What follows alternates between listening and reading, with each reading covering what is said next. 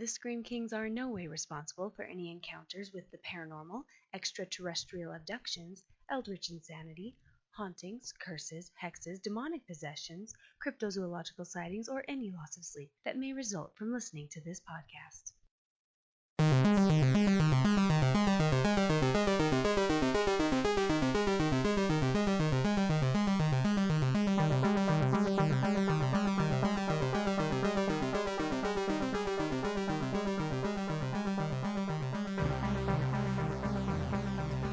This is the Scream Kings podcast. This is Max George. And I'm Nathaniel Darkish. The power of podcasting compels you. The power of podcasting compels you. We tried. Yeah, we tried. I mean, I guess hopefully those podcasting demons have been cast out now. Yeah, or they can just come hang out with me. I've got a safe house for all demons of all sorts and sizes. Seriously. Hello, everybody. Thank you for joining us once again on the Scream Kings podcast. And if you can't tell, we're obviously talking about The Exorcist today, which is a classic that I'm kind of surprised we actually haven't talked about yet. This is our 15th episode. That's kind of sad it took 15 episodes to talk The Exorcist. In its defense, I've been trying to get us to do this episode for quite some time, but there have just been other kind of more horrific moments and movies that we've needed to discuss. Yeah, we just have felt very, well, I guess, compelled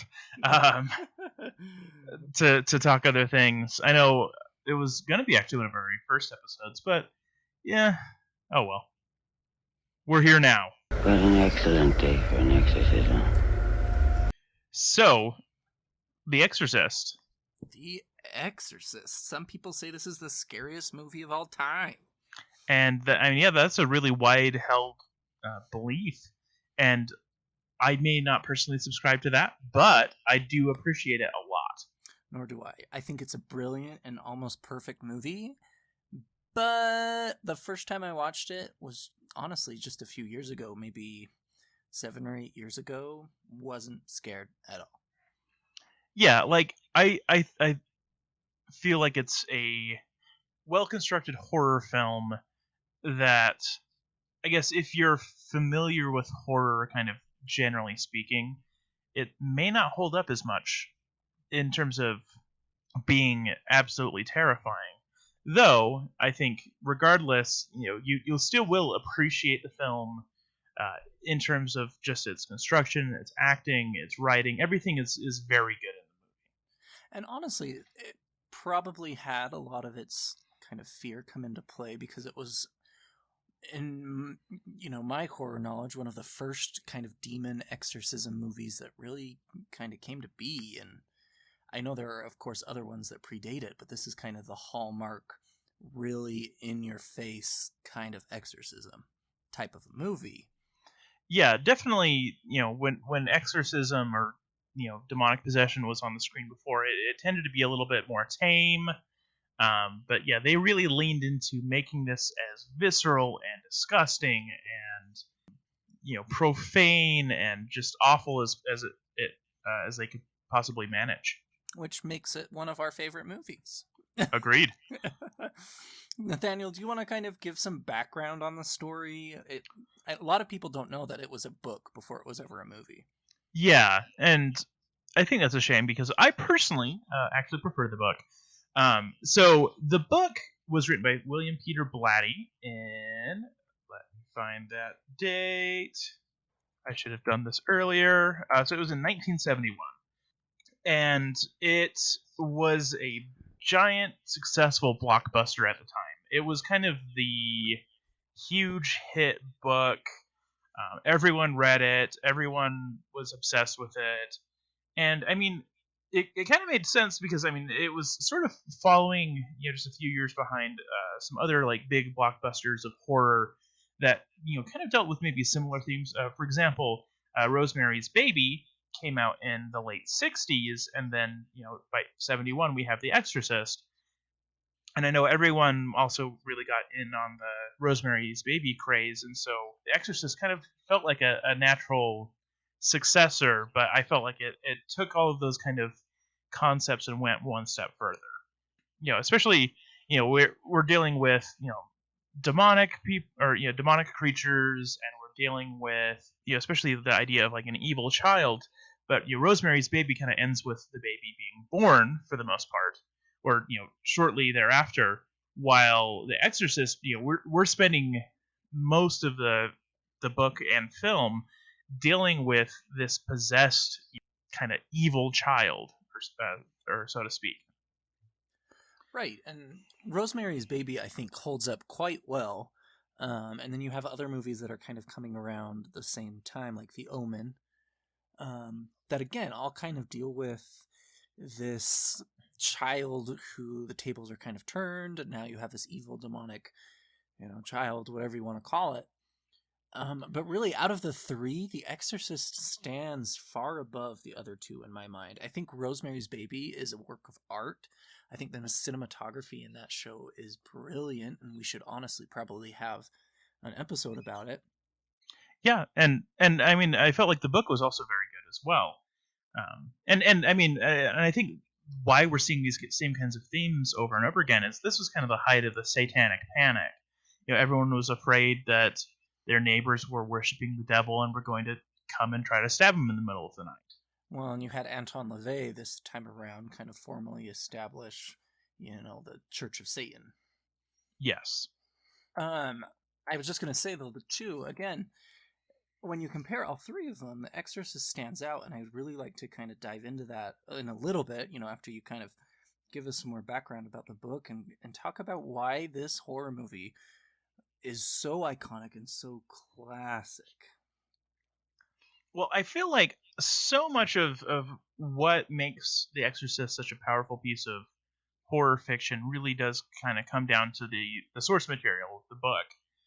It was loosely inspired by a true case of exorcism, which I guess we can even mention.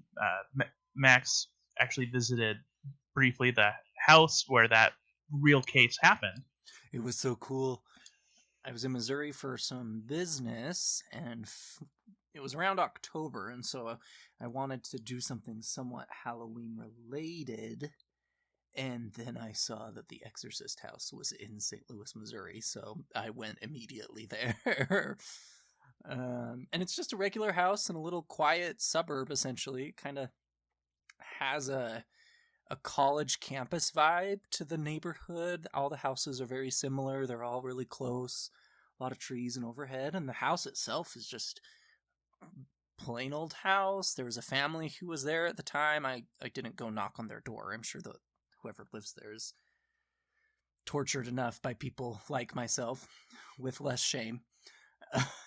And I just kind of stood outside and kind of looked at it, and it was nothing crazy. So, that's kind of the cool thing about this story, is it draws back to horror, and, these crazy supernatural, whatever you want to call it, things can happen anywhere, and it can lead to a book, lead to a movie, lead to a legacy, honestly. Yeah, how many Exorcist films are there now? Way too many. Yeah, in fact, I should look up how many.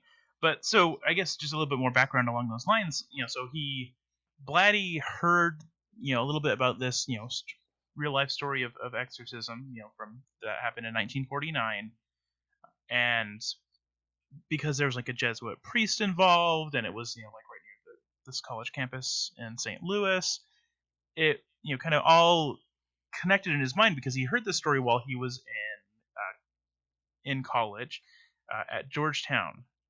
And so, and there was, a large Jesuit priest community nearby and all of that. And so he was able to kind of take that idea and then plug it into a place that he knew and kind of ran with it. And so, and there's also other historical things that, kind of helped inspire him, like the British archaeologist Gerald Lancaster Harding, who was involved in excavating the Dead Sea Scrolls, who he kind of based Father Marin on.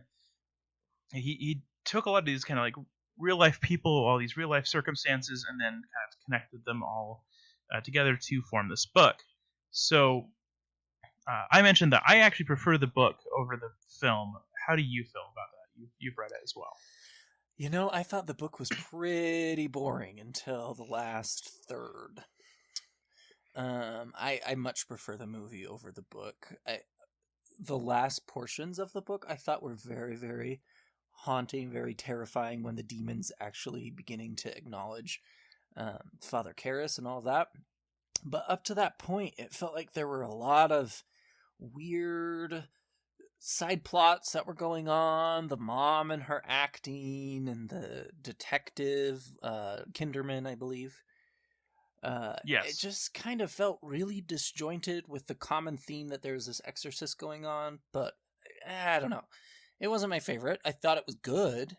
And again, the latter part of the book really did kind of spook me a little bit. I had to stop reading it at 2 a.m. in the morning. As opposed to 2 a.m. at night? Or 2 a.m. in the afternoon? Yeah, exactly. But yeah, overall, I thought it was okay. I don't know.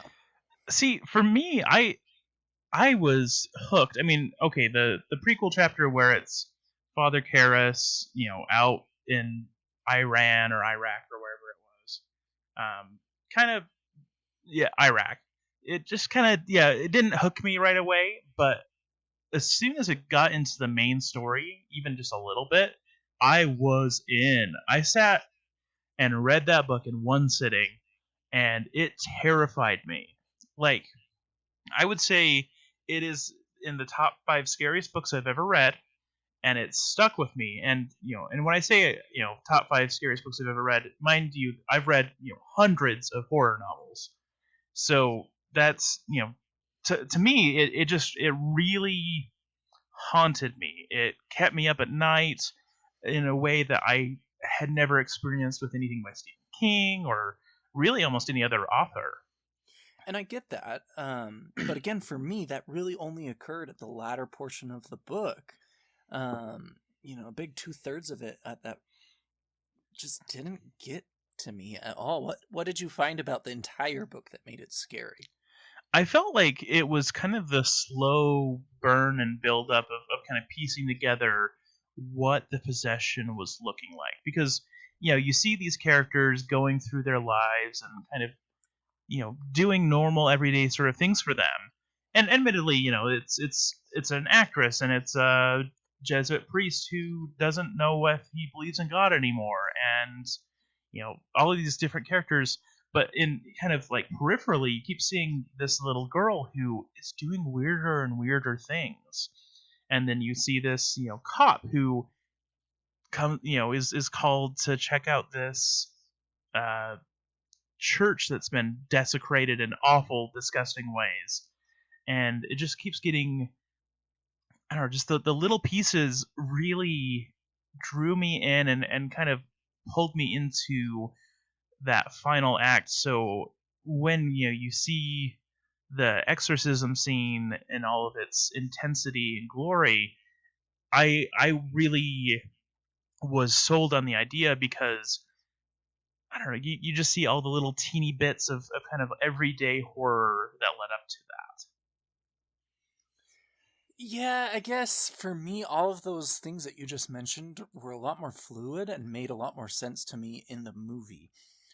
I think we should note that the movie and the book are very, very similar.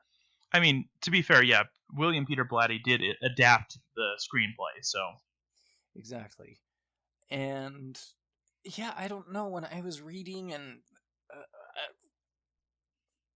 the parts I think that really slowed me down and slowed my interest in it was anything with William Kinderman, the lieutenant.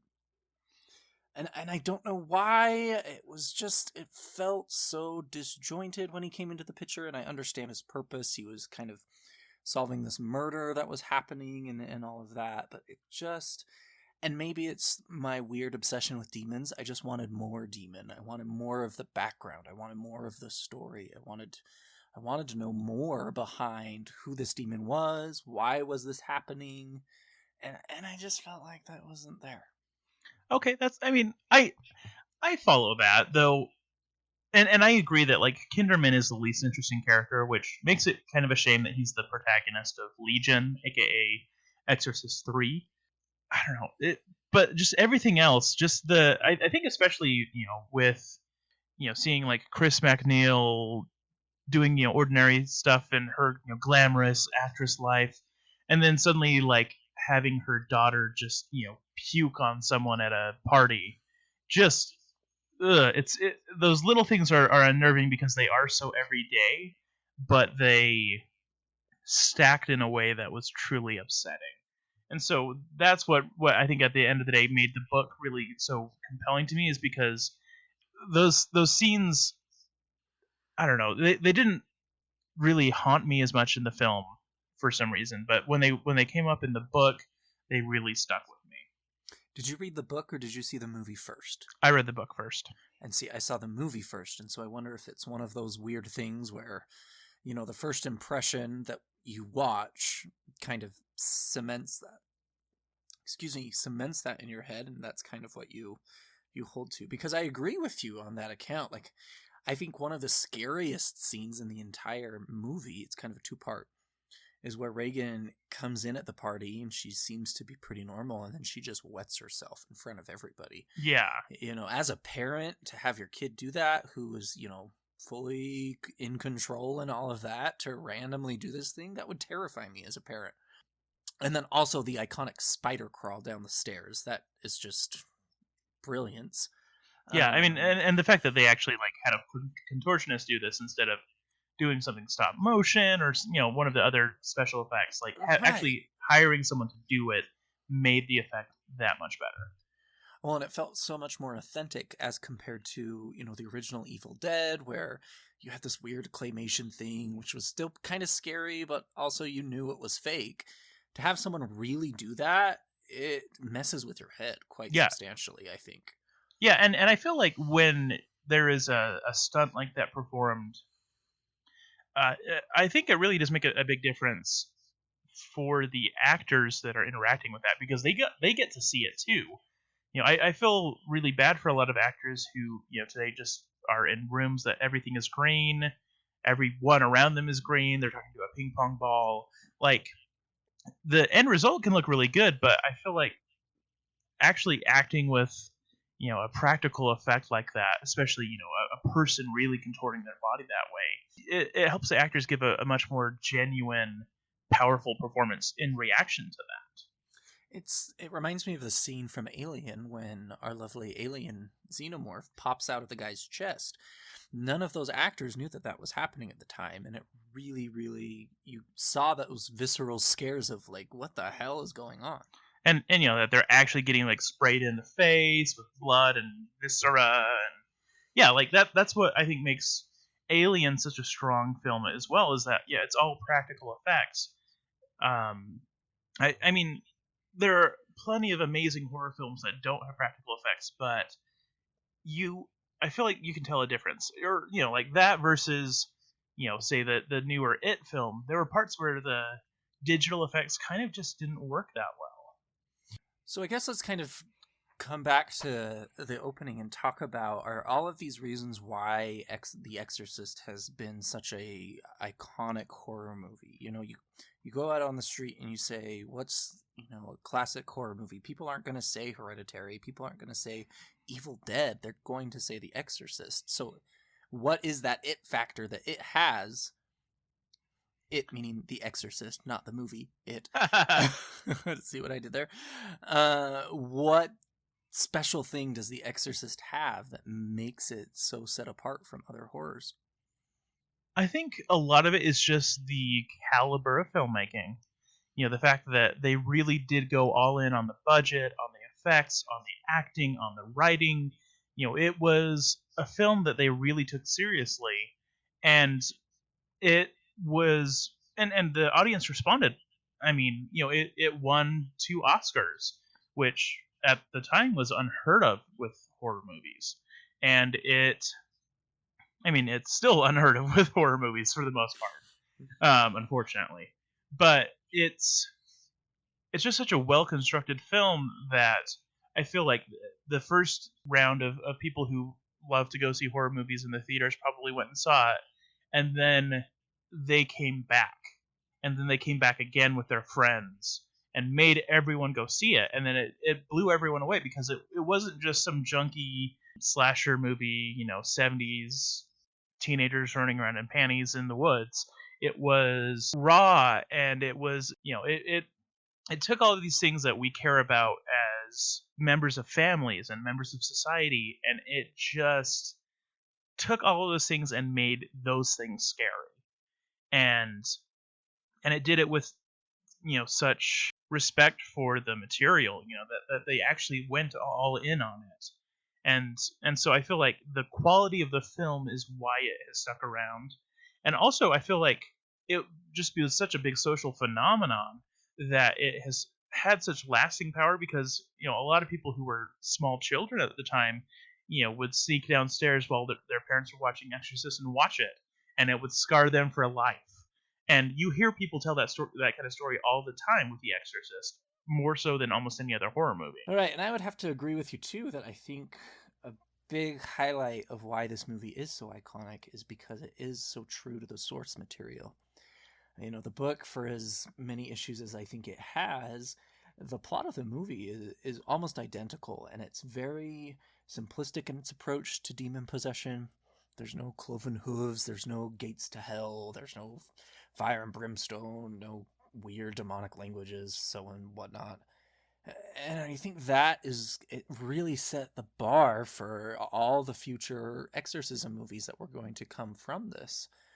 And they all don't do a very good job at replicating how simplistically perfect The Exorcist is. Was there anything else about it that you feel makes it so iconic, though? Like that gives it this level of lasting power over everything else like it? I think you had a good point when you were talking about, there are certain horror movies that I think come out while we're children that really stick with us, and where this was such a well put together film, and a lot of the people in our life saw it when they were kids and now are kind of either our age or older, it really stuck with them. And it's just almost one of those nostalgic things that when people think of horror in their childhood, they think of this movie. And I think it's left a wonderful, wonderful legacy because of that. Or I guess, are there any things about the film itself that really stood out to you? I mean, you mentioned two scenes in particular, but like, are there other aspects of the film that really stuck with you? And also, are there things that you don't like about it as much? I feel like I've kind of already touched on the things I don't like. I really don't feel the Lieutenant Kinder, I can't keep his name straight tonight. Kinderman. I think his plot feels somewhat contrived. I almost would have preferred the book and the movie to just center around Father Karras, Reagan, and the mom. Obviously with the supporting characters involved as well. But yeah, Kinderman, I just kind of felt was like I don't know if Laddie was maybe afraid that the book/movie was going to be too dark and scary, so we had to add some sort of mystery Scooby-Doo element to it. Scooby-Doo, that feels like a pretty mean critique, but yeah, I don't love that part. As far as I go, though, as parts that I just love, there's of course the classic vomit scene where Reagan spews the pea soup all over the priests. I think that's brilliant. I love how at the very end of the movie, when Karras and Marin are coming into the room, you can see their breath, and it's this visual kind of, the room is ice cold. I think that was a subtle scare, but really was done well with this movie. And you don't really see that in a lot of other demon movies, this ice cold feeling. It's not very common from what I've seen anyway. Yeah, and I actually want to talk about both of those things as well. Mostly just because I have fun little facts about kind of how they achieve those effects and all of that, because I've done way too much horror trivia research for my daily horror fact every October. Before you get there, I do want to do a special shout out. I know you weren't super in love with the beginning, but the movie where they show the image of the demon that possesses Reagan, and I'll talk about the demon here shortly. I loved that.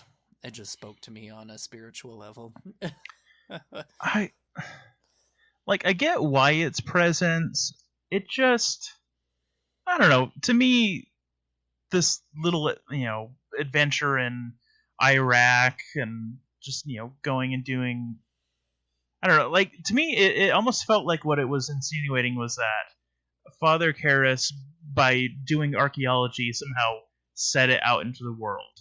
And that seems kind of silly to me. Yeah, I can get that. I guess I'm more just saying that the image that they used of the demon is an authentic image. It wasn't something they made up or created, and I don't know. I just am kind of a glutton for the occultism and everything.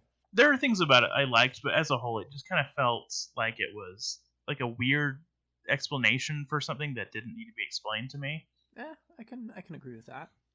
But going into the kind of behind the scenes movie magic of those two scenes that you mentioned, the pea soup and just like the icy breath, I really like. Well, so the icy breath, what it is, they actually refrigerated the whole room, which I think was really awesome. Just in terms of just attention to detail, I love that they actually went to that level, and I feel like that those are the kind of details that really make the difference between this film and so many others. And also, with the pea soup, how it actually like hits him in the face, that wasn't intended. They accidentally pressurized the hose a little bit too much, so it was supposed to just get on his robes, but it hit him in the face, and they decided to roll with it. So I think that's awesome. That is cool. I did not know that part. I knew about the coldness, but that's cool. And I love too all of the kind of weird urban legends surrounding the production of the movie. There's all these stories that you hear when you are looking for fun facts about how everyone thought the set was haunted and people died, apparently. And whether that's true or not, I think it speaks in volumes to the caliber of a horror movie to induce those kind of creepy stories for something that everyone on the scene knows is fake, but you're all collectively participating in this dark material that I don't know, I think your brain starts making stuff up. I just think it's great. And yeah, this film, probably more than almost any other, has so much of the set was really haunted kind of thing around it, which is just a lot of fun at the end of the day in terms of just trivia. I'm sure it might not have been fun dealing with weird crap while making a movie, but whatever. Right. That's the risk you take when you adapt The Exorcist. Okay, so I guess before we launch into a little bit of the sequel book, Legion / the sequel movie, Exorcist 3, how about we launch into your Occult Corner and hear a little bit more about this Pazuzu guy? Yeah. So again, all demon movies are my favorite. And particularly this one because they treat the demon very subtly. They drop a name here or there, but they don't go into this huge long backstory, which I wanted, but at the same time, I think the subtlety behind it was very smart because it made you research, it made you do kind of your legwork. So in this movie, the demon that is mentioned to kind of be the cause of all of this is Pazuzu, Pazuzu. And it's a common misconception that there is another demon by the name of Zozo or Zuzu, which is typically summoned through use of the Ouija board, and they're actually separate entities. Good old Zozo. Good old Zozo. Don't get me started on Zozo. If anyone wants a delightful thing that they should look up relative to Zozo, just type in the words Scatman Zozo into YouTube. You'll find a thing from one of my very favorite podcasts, My Brother and Me, and it's hilarious. So that's just a fun little aside. Anyway, proceed. So Pazuzu is actually a Mesopotamian demon. He is actually a demon, which is nice. He controls the southwest wind, and he's also known for bringing famine during the dry seasons and locusts during the rainy seasons. A lot of people were able to invoke him through the use of amulets, not Ouija boards. Ouija boards is a whole nother topic that we need to do on one of our episodes, because I got a lot of things to say about Ouija boards. Yes, that'll be a very soon episode. And although Pazuzu is considered to be an evil spirit, he can also drive and frighten away other more evil spirits. So he can kind of, if you want to use the term, be seen as an anti-hero, is what I'm going to roll with, because I'm friends to all demons. And really, that's about it for Pazuzu. He's not, this huge celebrated demon.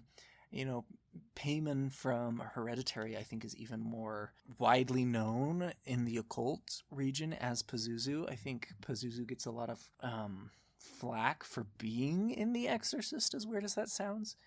But again, he's not found in the Lesser Key of Solomon. He's not found in a lot of the other grimoires that kind of lay out how to summon demons. And I really think the reason behind that is because Pazuzu kind of belongs with a group of quote-unquote demons who originally started out as Mesopotamian deities.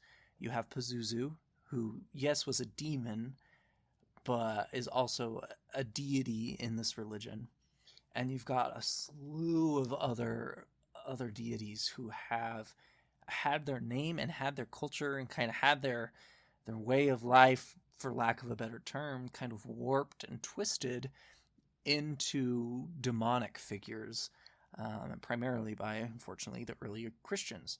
But it's ironic, too, because even though they were warped and kind of changed, those changes remained stable, and you find those in big demonic grimoires like the Lesser Key of Solomon. So it's kind of this weird paradox of they didn't start out as demons, then they turned into demons, and now everyone just agrees that they are official demons and you can summon them. It doesn't make sense in my mind, and it kind of, for me, shows that a lot of this is man-made in some aspects, and which is why I don't really fully endorse or believe in a lot of this stuff. And whatever your beliefs are, that's totally fine. But I did just kind of pull up a short list of other Mesopotamian/Syrian deities who have been warped or turned into very potent and figurative demonic forces in today's society. The biggest two, I think, are Baal and Beelzebub. The names are kind of interchangeable. Beelzebub made his mark on history in the wonderful Bohemian Rhapsody sung by Queen. But also started his acting career in the Bible. We all know Beelzebub, Lord of the Flies, Prince of Hell. You read about him in Milton's Paradise Lost. He's a very, very celebrated demon. He got his start as a Philistine god. Another one that is really, really popular is Lilith. Lilith, again, comes from the same region's mythos as a Lilitu, which essentially is a succubus.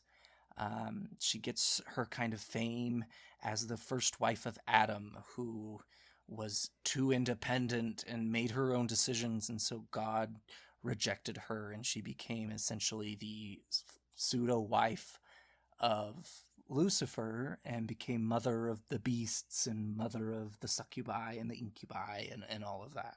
And doesn't that basically come from the fact that in the book of Genesis they say that God made man and woman, and then later on, a few verses down, so, goes into Adam was created and then Eve was made from his rib. Right. And that point right there is kind of what I'm trying to get at, is there all of these different cultures and religions out there who kind of have their own spin on these stories that have been around for so long. There's another one that I have written down is the Lotan, which is this kind of dragon, giant sea creature in, again, the same area that you have Baal and Beelzebub and Pazuzu and the Lilitu. And eventually, this Lotan becomes kind of the inspiration for the Leviathan, which you find in the Bible as kind of this symbol of Satan and symbol of this fallen angel who's this dragon and this monster. As you move more kind of into the Middle Ages and the early, colonization of North America, Leviathan turns into his own demon. In the Lesser Key of Solomon and even the Necronomicon, you can find ways to summon Leviathan himself. So it kind of turned into this mythological creature, turned into the symbol for Satan, turned into its own deity. Similar cases are with the dragon of Mesopotamia, Tiamat, who is a protector who again was turned into a very, very terrible demon. You have Behemoth, who's kind of the opposite of the Leviathan, who symbolizes the earth and the carnal desires of this earth and this world. And again, as you get later into demonology, Behemoth becomes his own persona, which just it's intriguing to me that these things happen to these ideas. Mm-hmm. And finally, a common one again, which comes from the Bible, is Moloch, which is this supposed demon that demanded children's sacrifices. But again, it's a Canaanite god who, was associated with child sacrifice. That's not great. But again... We do not endorse child sacrifice. We do not endorse child sacrifice in any of its forms. But Moloch was very synonymous with the Phoenician god Kronos, who ate his kids. There's all of these similar patterns and similar beliefs that kind of intermingle, and as humanity evolves, we just give them new names, which is just fascinating to me. So, moral of the story is, Pazuzu, you're welcome in my house as long as you don't make me throw up pea soup every night. Yeah, no one wants to puke at all, especially pea soup. I do sleep warm, though, so if you'd like to drop the temperature of my bedroom, please do. Well, the only problem with that is that you might start levitating above the bed, and then then you might be a little bit too cold because the sheets will fall off. Problems. I'll just adjust my sleep number mattress. I'll be fine. Or maybe you could just adjust your thermostat. There you go. The more you know. I know. Now I've invited Pazuzu into my house. I feel like I need to burn white sage and sprinkle some holy water. Yeah, I don't know if that'll work because you basically said that he's welcome anytime, so that would include post white sage burning. I'll just do some follow-up legwork in my house. It's fine. I'm just saying you stepped in it there. There you go. Do you want to go in and talk about your literary corner? Give us some information, some background on some of the other work that The Exorcist has kind of inspired? I don't know. Is that the right word? So, kind of what other stuff came from it?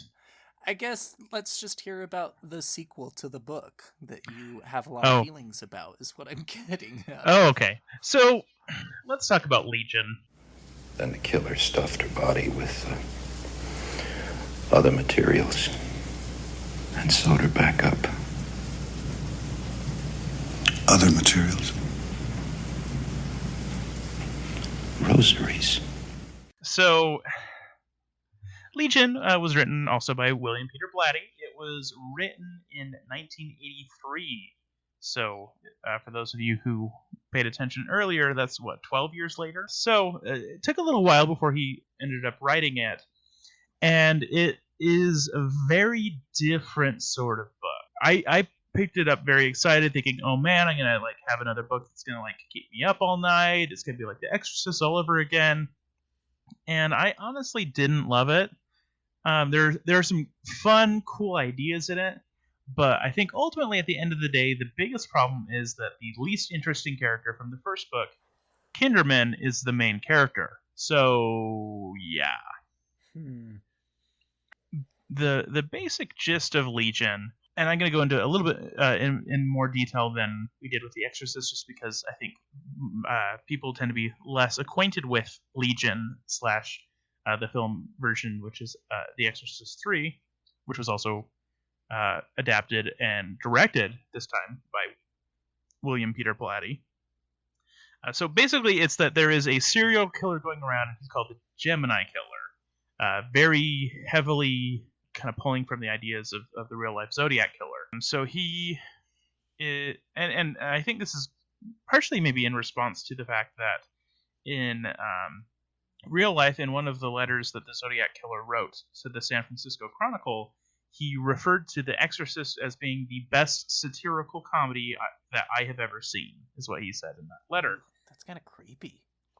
Yeah, he's kind of a creep. I know what I'll be doing with my free time tonight, looking up Zodiac Killer stuff. Yeah, I mean, he's not the most interesting serial killer, but he's not the least interesting either.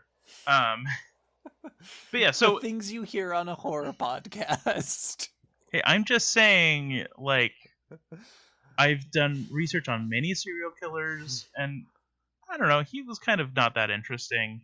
If you want a really lot more interesting one, maybe pick up something like I'll Be Gone in the Dark, which is a true crime book about the Golden State Killer who just recently was caught. I just listened to that one and enjoyed it very much. But anyway, that is a tangent. I'm just going to kind of pull a little bit from the Wikipedia, so credit to the Wikipedia contributors. So I'm just going to read this kind of basic plot introduction because it explains it much better than I could.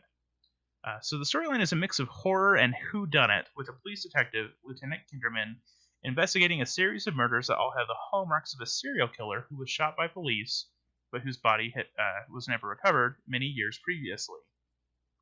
The slayings have a blasphemous theme to them, such as a child crucified, a priest decapitated, and other such things. Kinderman's investigations lead him to a mental asylum where there are a number of suspects, including a psychiatrist and one of his own patients. There, Kinderman begins to find links between the victims and events in the previous novel, The Exorcism of the 12-year-old girl Reagan. Kinderman entertains philosophical thoughts of his own, such as trying to work out the concept of evil, or how the concept of evil, specifically related to the murder, fits in with God's plans for humanity. Kinderman frequently alludes to his favorite novel, blah, blah, blah. I don't know. So, and he regularly goes off on philosophical tangents. So, everything that you probably found annoying about Kinderman is just put in a microscope in this one. You spend a lot of time in his head, and he is about as annoying of a pseudo-intellectual philosopher kind of guy as you'll ever get. Admittedly, it's actually kind of light on demonic possession. So it's, there's this serial killer, and everything that they're doing is blasphemous. There's crucifixions and a decapitated priest and all sorts of stuff like that. The demonic possession stuff kind of is only semi-present in the book. They bring it forward a lot more in the movie. Because I think the studios were basically like, hey, if we're going to call this movie a sequel to The Exorcist, we need to actually make it be at least a little bit a sequel to The Exorcist. So they added in an exorcism scene that wasn't there previously. But yeah, so it's a lot less of the demonic possession and a lot more of kind of a murder mystery. And admittedly, so there are parts of both the book and the film that are scary.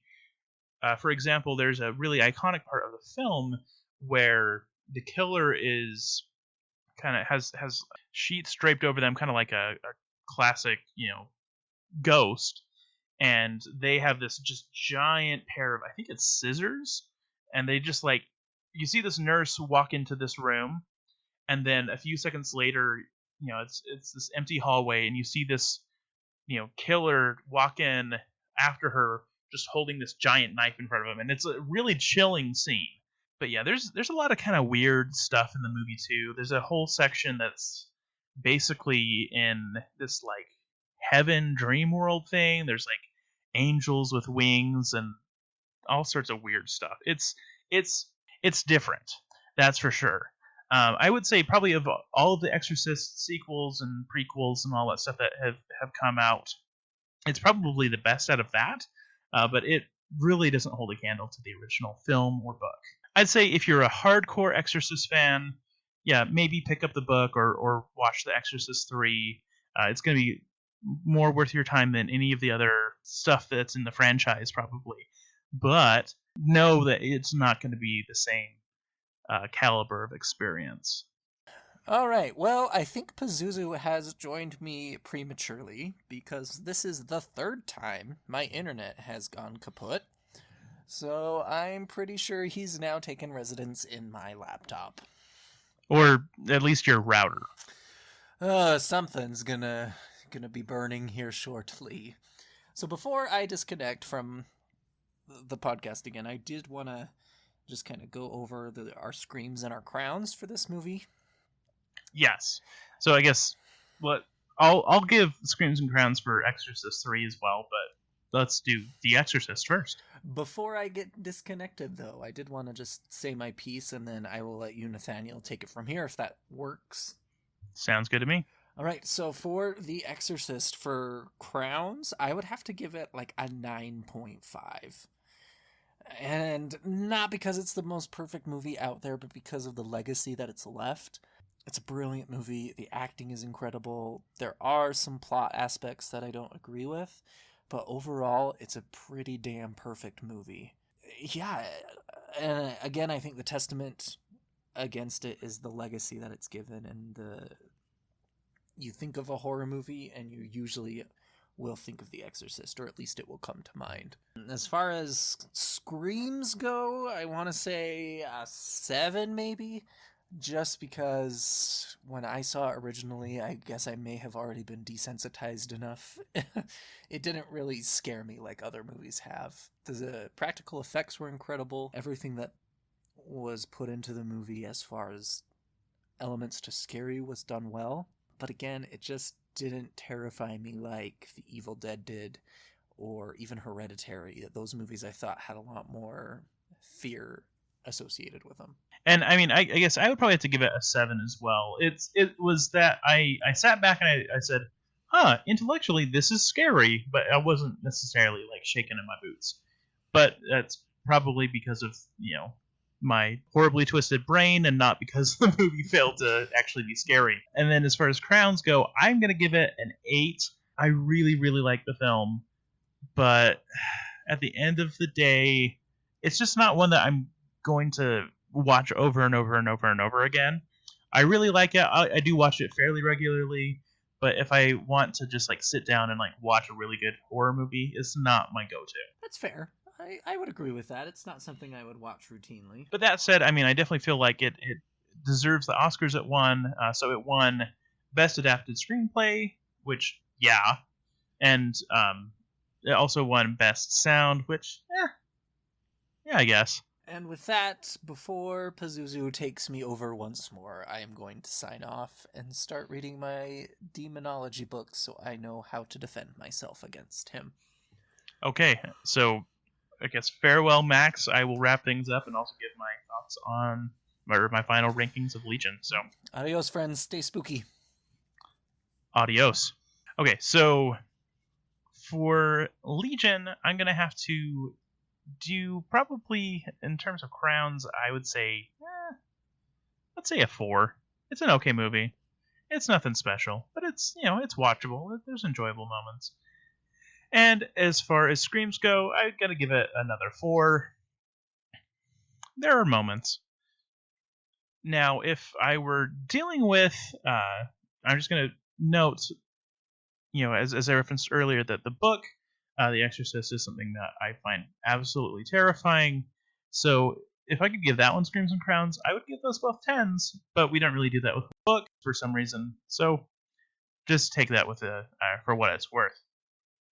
So I guess finally, just going to wrap up with kind of the usual information of where you can continue to find us online. But before that, I also just want to note that I'm very deeply upset that Toni Collette got snubbed at the Golden Globes for Hereditary.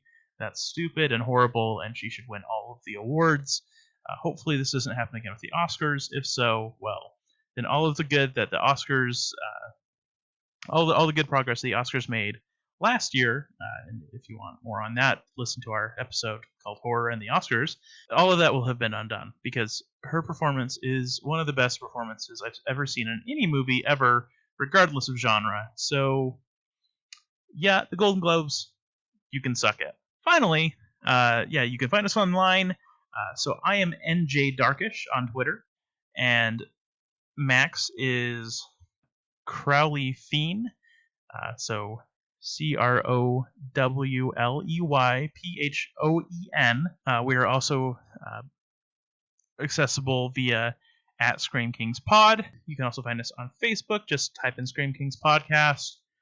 We have an Instagram that Max occasionally updates at Scream Kings Pod. We have a Patreon, which is Scream Kings Pod, or patreon.com/Scream Kings Podcast.